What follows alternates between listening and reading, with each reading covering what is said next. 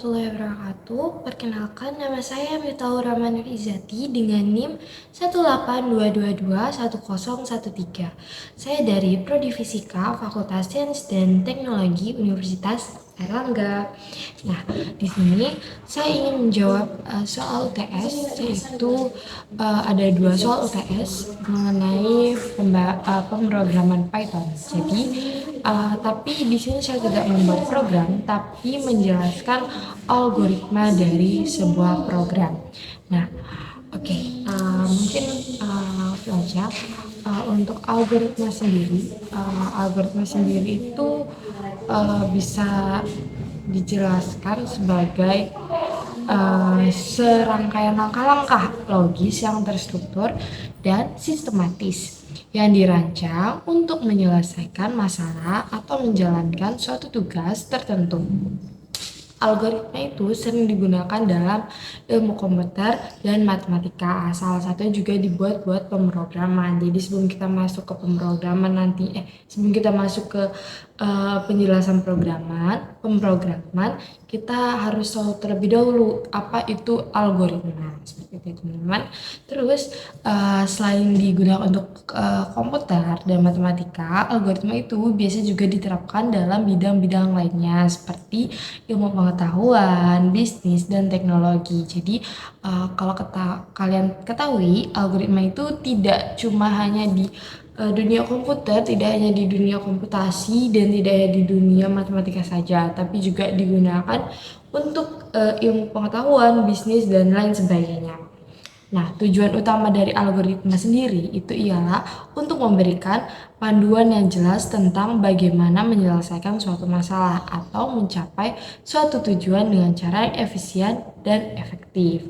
Algoritma ini sendiri terdiri dari serangkaian langkah-langkah yang diikuti secara berurutan, dan setiap langkah tersebut harus bisa jelas dan rinci. Jadi di sini nanti saya akan menjelaskan secara detail dan rinci mengenai algoritma dari sebuah program. Selain itu, algoritma juga akan menghasilkan output, dimana kalau dia ada output pasti dia ada input. Jadi algoritma ini juga akan menjelaskan input serta output yang akan dihasilkan nantinya, yang diharapkan ketika diberikan input dan harus berakhir dalam waktu yang benar. Algoritma juga seringkali dipresentasikan dalam bentuk pseudocode atau diagram Alier yang membantu dalam memvisualisasikan langkah-langkah yang diperlukan untuk menyelesaikan suatu tugas. Keberhasilan suatu program komputer dan menyelesaikan tugasnya seringkali tergantung pada efektivitas algoritma yang digunakan. Algoritma dalam Python sendiri atau algoritma dalam pemrograman Python sendiri itu ialah serangkaian langkah yang logis yang dituliskan dalam bahasa Python untuk menyelesaikan suatu permasalahan atau mencapai suatu tujuan tertentu. Algoritma dalam Python itu bisa ditulis dalam bentuk kode yang terstruktur dan sistematis mengikuti sintaks Python yang sudah ditentukan. Sebelum kita masuk ke algoritma dari sebuah program, aku mau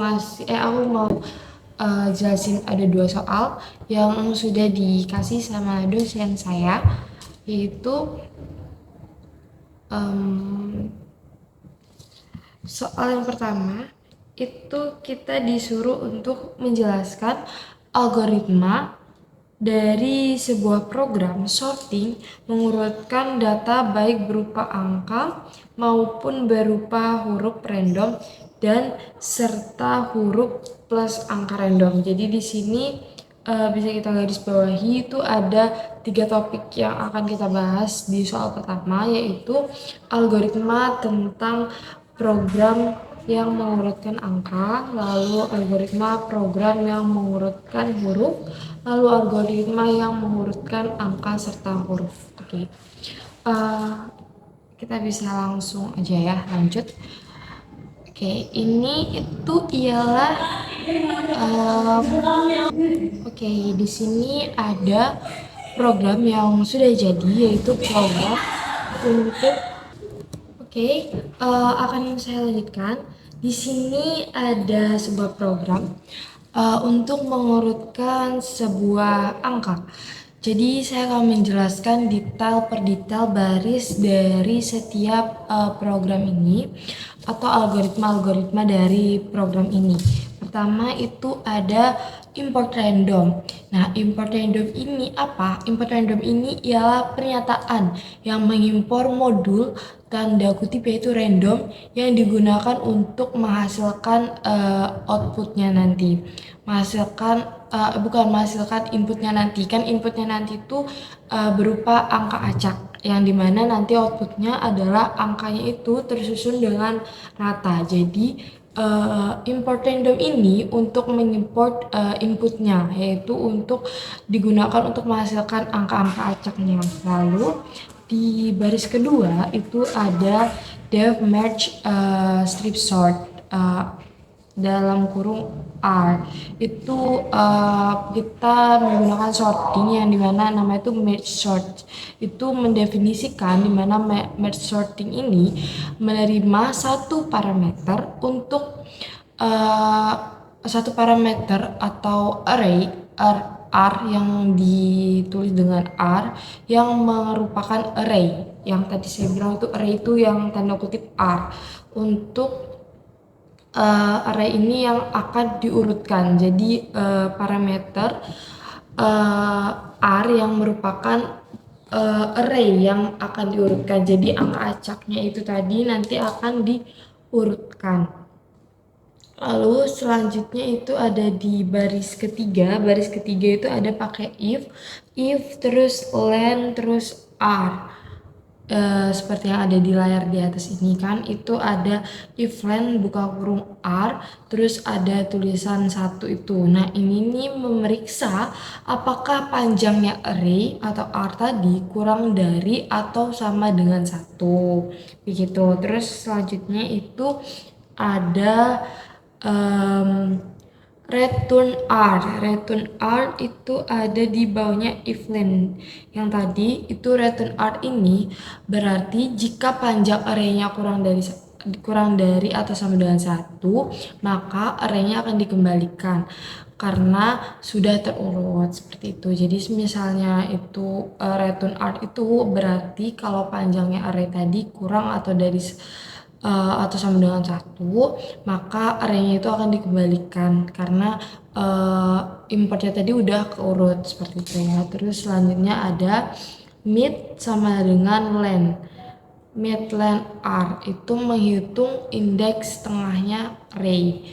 Selanjutnya saya lanjut aja ya. Itu ada left strip half sama dengan R terus buka kurung titik 2 mid terus tutup kurung kutip gitu kan. Itu berupa membagi array menjadi dua bagian, yaitu kiri. Terus kalau yang kan karena ada tulisan left jadi dia itu membagi array menjadi dua bagian di kiri. Terus kalau yang right itu yang di bawahnya itu membagi array menjadi dua bagian yang di kanan gitu. Terus di baris selanjutnya itu ada left strip half sama dengan merge sort. Itu berarti kita memanggil rekursif merge atau merge sortnya untuk mengurutkan di bagian kiri. Kalau yang left tadi left merge sort itu mengurutkan di bagian kiri, yang right half sort itu yang mengurutkan di bagian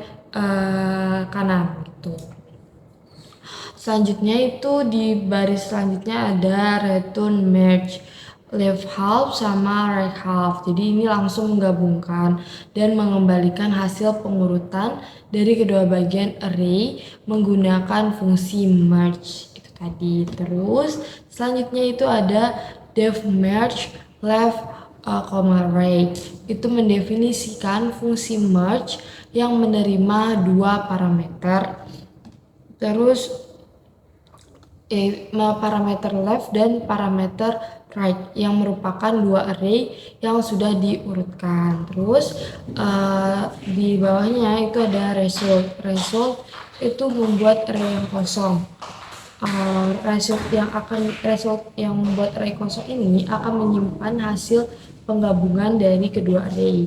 Terus selanjutnya itu ada left index sama right index sama dengan 0. Ini berarti menginisialisasi indeks untuk kedua arraynya. Selanjutnya ialah ada while left index line left yang baris ke-14 itu merupakan kita melakukan looping. Jadi kita melakukan loop selama indeks kiri dan kanan masih berada dalam batas array. Jadi dalam program ini kita pakai loop untuk indeks kiri dan kanannya biar berada dalam batas array tadi. Terus selanjutnya itu baris yang ke-15 yang if left and strip index itu berarti kita membandingkan elemen di posisi saat ini pada kedua array. Terus selanjutnya yaitu menambahkan elemen dari array kiri ke result. Jadi di result append atau left strip index tadi itu kita menambahkan elemen dari array kiri ke result. Selanjutnya ialah left strip index plus sama dengan 1 itu berarti kita menambahkan 1 ke left index, left yang strip index di atasnya untuk beralih ke elemen berikutnya pada array yang kiri. Selanjutnya itu adalah result extend. Terus itu artinya ialah menambahkan sisa elemen dari array dari array kiri ke result. Selanjutnya yang right itu juga sama, yaitu menambahkan sisa elemen dari array kanan ke result. Jadi perbedaannya left right aja. Terus nextnya ialah if strip name strip sama dengan tanda kutip itu berarti memulai blok kode yang akan dieksekusikan jika programnya nanti akan dijalankan. Selanjutnya ialah data random.radian dari 1 sampai sejuta bebas kalian nulisnya berapa itu nanti buat outputnya berarti menghasilkan array data yang berisi kalau misalnya nanti kalian tulisnya in range sejuta berarti berisi 10 juta angka acak. Nah ini karena di programnya itu cuma tertulis in range 10 berarti itu artinya berisi 10 angka acak. Tapi karena itu ada random dari 1 sampai 100 maka itu 10 angka acak dari 1 sampai 100. Tapi kalau misalnya kalian nulisnya 1 sampai 1 triliun berarti itu kalian bisa nyari 10 angka acak di angka 1 sampai 1 triliun gitu, 1 triliun gitu. Jadi kalian bisa setting sendiri di program tersebut gitu. Terus selanjutnya ada print. Nah waktu print ini buat menghasilkan output di mana mencetak array dari data sebelum yang diurutkan.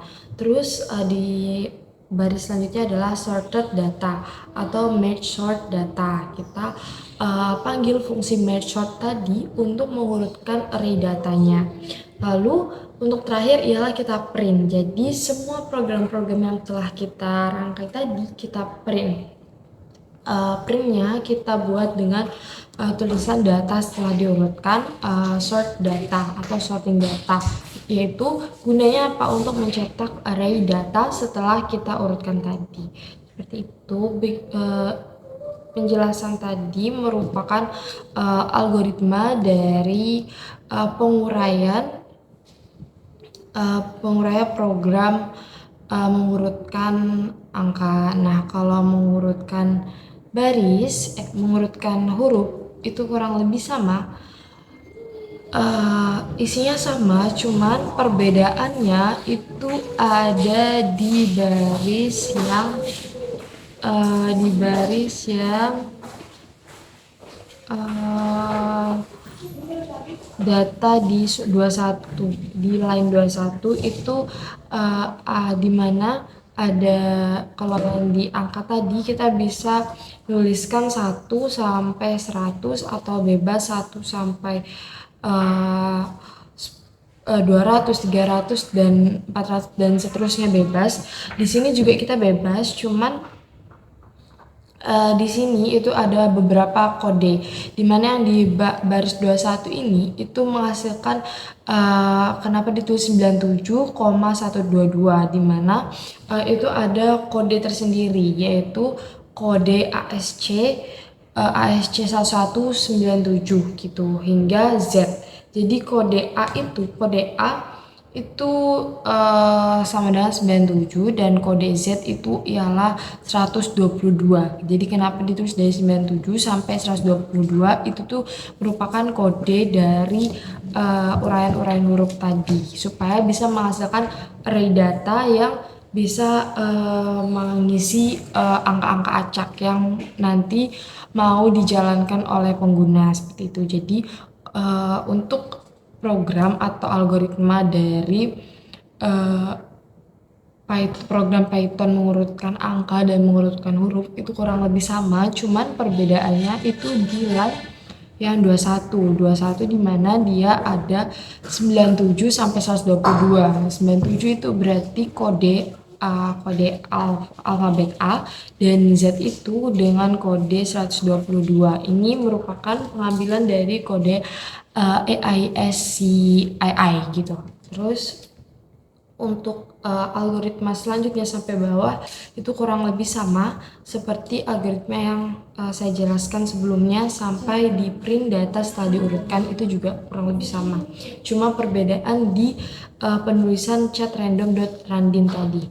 Terus next yang ketiga ialah algoritma dari program sorting mengurutkan antara huruf dan angka random. Jadi ini perpaduan dari dua-duanya gitu. Terus untuk algoritmanya sendiri seperti biasa kita harus mengimport random itu seperti yang saya jelaskan tadi. Import random ini untuk mengimport atau menghasilkan huruf yang acak atau input yang kita mau. Lalu nanti ada def merge sort juga, itu sama seperti yang di atas tadi. Terus programnya juga sama menggunakan if len r. Terus untuk memeriksa apakah panjang array R-nya itu kurang dari 1 atau sama dengan 1.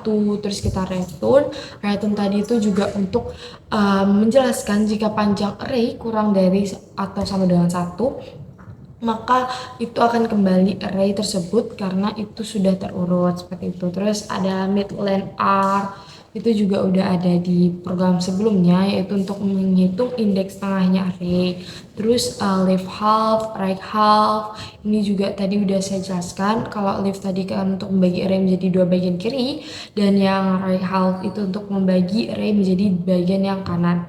Terus kita juga left half terus merge sort itu juga untuk memanggil rekursif. Kalau yang leaf tadi kan untuk yang rekursif bagian kiri, kalau yang right itu rekursif bagian yang kanan.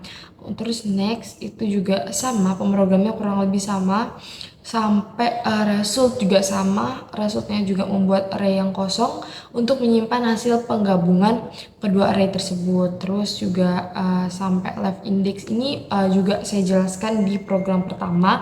Jadi kurang lebih kita sama menggunakan program yang sama, cuman lagi-lagi yang berbeda itu adalah di data di baris ke-21, yaitu data random.choice, random.random. Nah, ini kita menggunakan perpaduan antara angka dan huruf. Gimana kalau yang program pertama tadi kita menggunakan randomnya antara 1 sampai 100, 1 sampai bebas mau berapa aja. Itu untuk angka. Tapi kalau yang huruf tadi kan ada kode tersendiri ya, yaitu 97 sama 122 itu kode huruf. Dan untuk yang perpaduan angka dan huruf ini juga perpaduan dari dua-duanya. Di program saya itu untuk angka itu dari 0 sampai 9, sedangkan kalau yang huruf itu tetap karena angka itu sudah punya kode tersendiri. Kodenya dari kode yang udah saya jelasin tadi. Terus untuk pemerintannya juga sama seperti yang dijelaskan sebelumnya. Oke, mungkin itu penjelasan dari soal nomor 1 atau algoritma dari nomor 1. Ada 3 pembahasan yang kurang lebih program yang sudah tersedia itu juga sama, cuma ada perbedaan di baris ke-21 itu tadi aja. Dimana kalau misalnya angka kita bisa bebas dan kita mau milih angka berapapun angkanya, dan kita bisa milih berapapun angka acak yang mau kita urutkan. Sedangkan kalau huruf itu kita punya kode tersendiri, dari alfabet A sampai Z itu punya kodenya sendiri. Tapi untuk pengacakannya kita bebas juga, mau milih berapa acaknya, mau 1.000.000, 10, 20, 5, ataupun bahkan cuma dua huruf acak pun bisa. Tapi untuk yang di depannya randimnya itu kita ngambil dari kode 97 sampai 122, karena itu udah kode alfabet A sama alfabet Z. Oke, untuk nextnya ke soal nomor 2. Di sini soal tersebut menyuruh kita untuk menjelaskan apa sih perbedaan antara bahasa pemrograman Python dengan yang lain. Jika bergerak di suatu bidang, juga tentukan menggunakan bahasa pemrograman apa yang cocok, dan ceritakan perbandingan antara seberapa jauh kesulitan dari masing-masing bahasa pemrograman tersebut. Oke, mungkin langsung aja ke penjelasannya ya. Ini sebenarnya udah saya rangkum semuanya di PPT yang saya jelaskan ini. Jadi mungkin saya cuma jelasin singkat-singkatnya aja. Pertama itu menjelaskan perbedaan bahasa pemrograman Python dengan bahasa-bahasa yang lain. Pertama adalah sintaksis yang mudah dipahami. Jadi Python itu punya sintaksis yang bisa dibilang mudah dibaca, juga mudah dipahami dibanding dengan bahasa-bahasa pemrograman yang lain. Sintaksisnya ini juga mirip dengan bahasa Inggris ya, si rata-rata Python itu juga menggunakan bahasa Inggris. Cuman kalau misalnya kita belum main dengan bahasa Inggris, kita masih bisa mix and match dengan bahasa Indonesia gitu.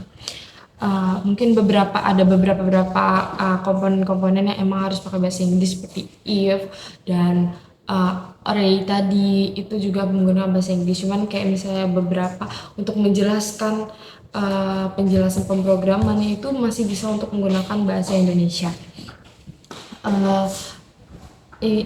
Dengan ada yang menggunakan bahasa Inggris itu tadi, itu bisa membuat untuk pemula programming, dan bisa juga mempercepat proses pengembangan si pemrogramming ini tersebut. Terus yang memiliki perbedaannya itu ialah dynamic typing. Dynamic typing dari Python ini menggunakan tipe data yang dinamis, yang berarti kita tidak perlu mendeklarasikan tipe data secara eksplisit saat membuat variabel. Ini membuat pengembangan lebih fleksibel dan memudahkan penulisan kode gitu. Jadi Python itu lebih dynamic typing. Terus selanjutnya ialah memiliki banyak library dan framework. Jadi kalau Python itu punya lebih banyak library dan framework. Kenapa dibilang library dan framework itu karena Python itu memiliki banyak library dan framework yang luas dan aktif, seperti NumPy. NumPy itu juga ada di Python ya, ada di library-nya Python. Terus juga Pandas, terus Django.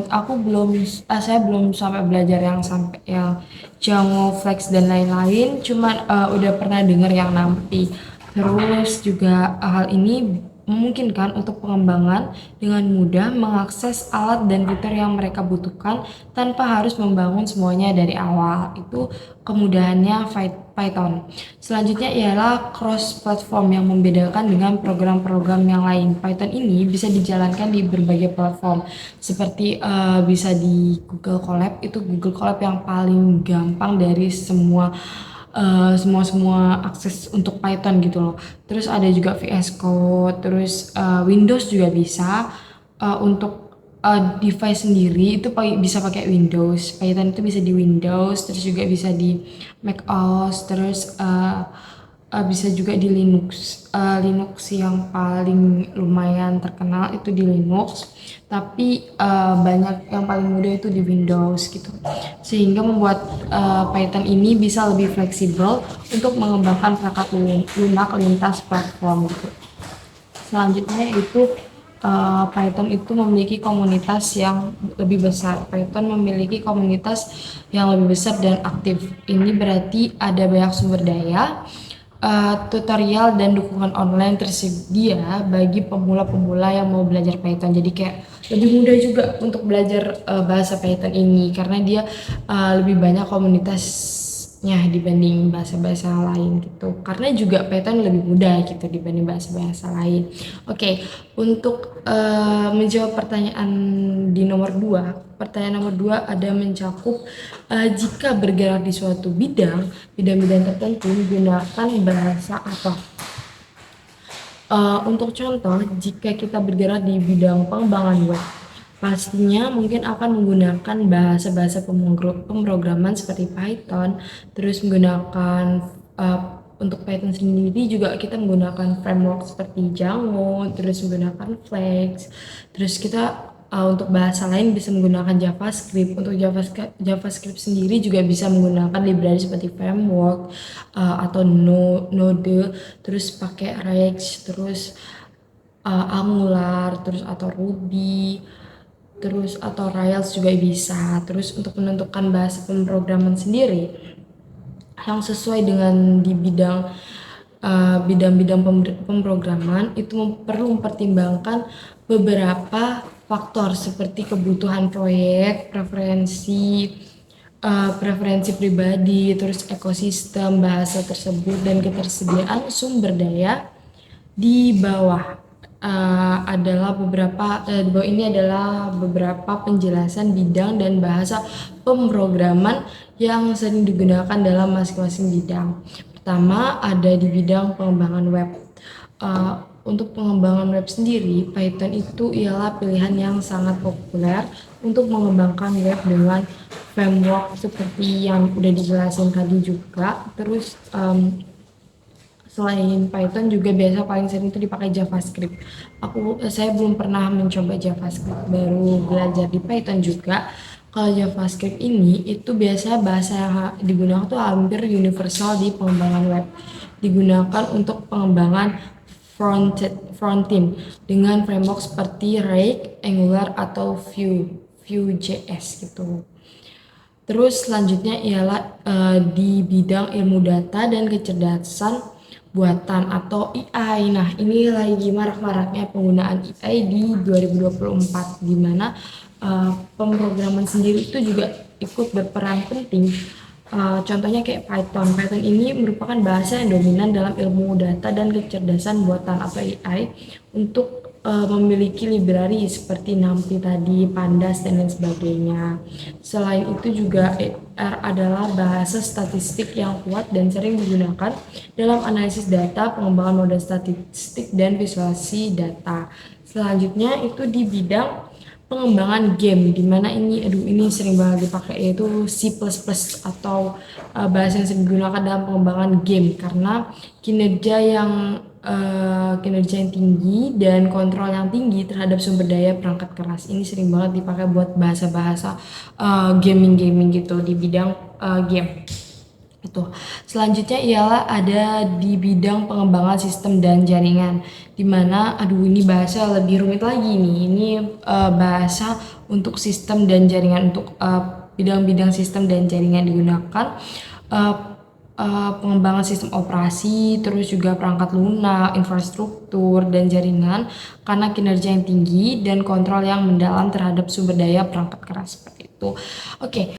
Itu beberapa penjelasan mengenai di berbagai bidang pemrograman di berbagai bidang.